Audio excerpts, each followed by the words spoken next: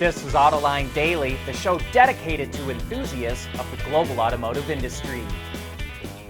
It is on. The UAW launched its strike against GM, Ford, and Stellantis by shutting down 3 assembly plants in the wee hours of the morning. That includes GM's plant in Wentzville, Missouri, which makes the midsize Chevrolet Colorado and GMC Canyon pickup trucks. The Jeep plant in Toledo, Ohio, which makes the Jeep Wrangler and Gladiator, and Ford's assembly plant in Wayne, Michigan, that makes the Bronco and Ranger. By choosing plants in 3 different states, the UAW is making sure it's going to maximize its leverage and media coverage. GM and Ford complain that they never got a serious counteroffer to their final proposals, while the union says they did. So if they can't even agree on who offered what, no wonder they couldn't come to an agreement before the contract expired. So, what comes next? UAW Shawn Fain will likely be personally visiting these workers who are on strike, keeping their morale high. And he'll be threatening to shut down more plants to slowly increase the pressure and pain on the automakers. But the car companies are probably not just going to sit down and take it. No doubt they're rallying the troops. Yesterday on Autoline After Hours, Merrick Masters, a labor expert and professor at Wayne State University, laid out what the automakers may do. What they could do is they could say, maybe not a lockout per se, but they say if they're going to strike certain plants, we need to shut down the others. Because we've got to protect our property, we've got to protect our facilities, and we're going to shut them down so that you just can't pick us off. And, we don't want to take new orders. We don't want to start new processes. And then you have your strike the next day right in the middle of this and lose product and have to go through that and suffer the additional losses. So because we can't plan and adjust, you just don't shut a plant down and reopen it, easily. So I would say you'd want some more predictability in your operations and say, if you really want to make this a test of economic wills, let's make it a test of economic wills. By the way, Merrick Masters gave us a lot more insight into this labor struggle, and you can learn about everything he said by watching that show on our website or YouTube channel. One of the biggest concerns about this strike is that hundreds of small Tier 2 and Tier 3 suppliers who are already under financial distress could collapse completely. These are suppliers who are financially crippled because of the big drop in production volume due to the COVID pandemic and chip shortage. With interest rates so high right now, they can't even afford to borrow the money they need to keep their operations going. And the UAW strike could be the straw that breaks the camel's back. So the Biden administration is looking at providing these suppliers with emergency low-interest loans from the Small Business Administration, or it may ask the Labor Department to provide grants to those companies to cover the cost of their workers. The strike is putting the Biden administration in a bind. President Biden says he's the most pro-labor president ever, but a prolonged strike could hurt his re-election chances. So if this strike goes on for more than 2 weeks, it's going to spill over into the political arena. And while the legacy automakers are struggling with a legacy union, Tesla is showing the world that it's a lot more than just a car company. Tesla operates a platform called AutoBidder that uses AI to trade electricity stored in its energy assets around the world, including power packs, power walls, and megapacks. The system controls over 7 gigawatt hours of battery storage, and according to a LinkedIn post by the head of AutoBidder, it's returned over $330 million in trading profit to owners and operators, which includes Tesla itself. So, if Tesla and its partners build up a big enough storage system, it could be electric utilities that are paying them to store and supply power. And it's moves like these that are going to make it even harder for legacy automakers to compete against Tesla. We want to know what drives your testing. OTA, connected car, diagnostics, remote testing. Intrepid Control Systems is here to help you work from anywhere. Intrepid Control Systems, driven by your data.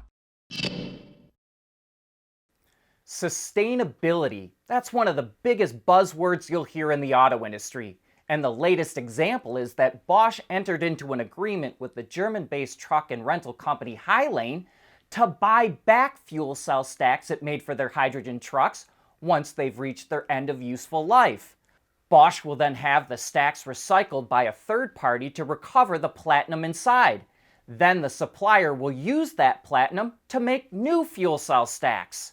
The recycling process can recover at least 95% of the platinum, and Bosch says recycling can save more than 95% of CO2 emissions generated by platinum mining. Hyundai's performance brand called N just celebrated its 8th birthday. The automaker poached the head of BMW's M division, Albert Biermann, who's now a technical advisor with the group, to build up the N brand, which is becoming popular with enthusiasts. And it's those enthusiasts that are the ones providing feedback to the company, and that directly led to some of the improvements being made to the new Elantra N.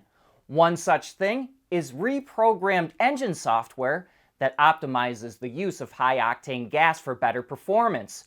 The software for the suspension and stability control systems were also changed, and there's a bunch of other improvements, including to the steering, the cooling for the engine and brakes, to the spoiler, and to various mounts and bushings.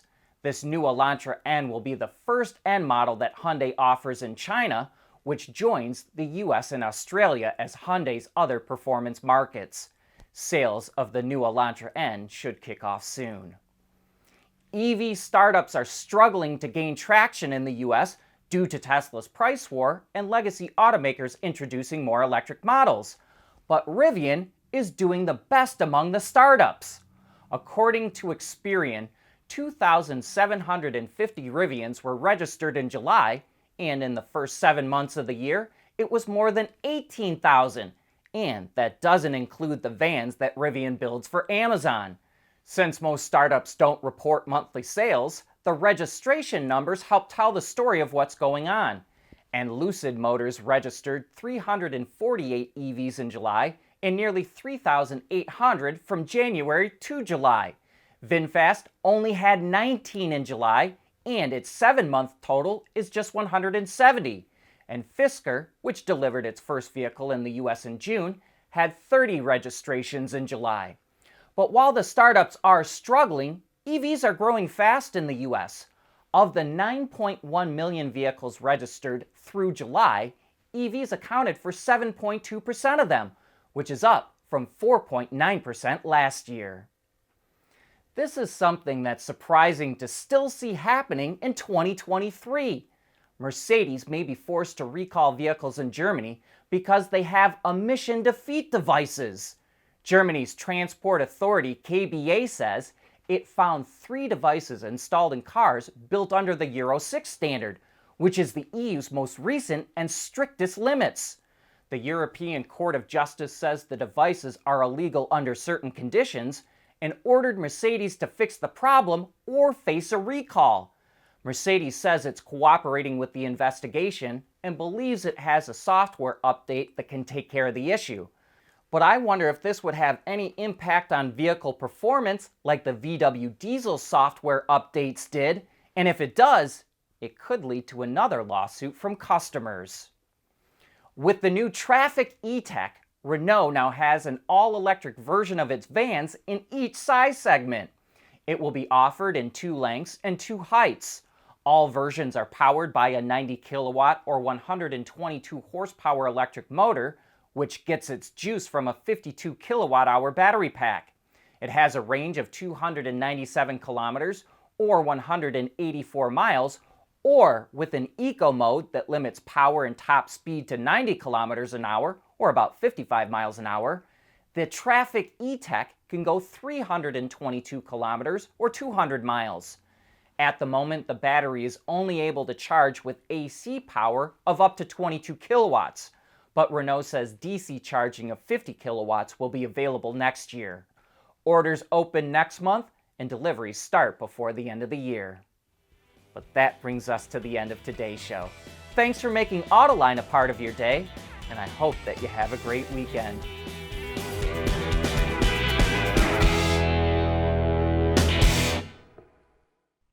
Autoline Daily is brought to you by Bridgestone, solutions for your journey.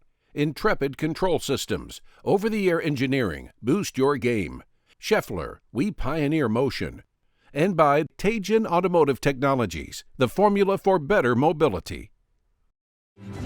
At Scheffler, we pioneer motion. Electrifying mobility. Manufacturing smarter. Reducing CO2 emissions. Making energy production clean. Scheffler pioneers motion to advance how the world moves.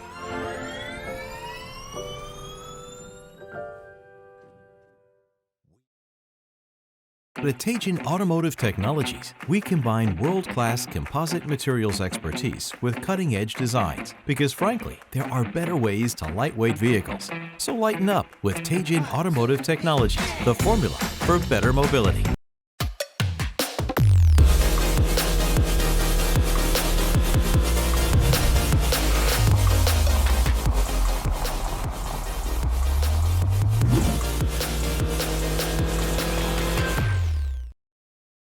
Wards is the industry leader for news, data, and analysis. That's why companies across the globe subscribe to our premium service, maybe even your own. Log in for subscriber access now. Check your company's intranet for details and rely on wardsauto.com to keep you informed.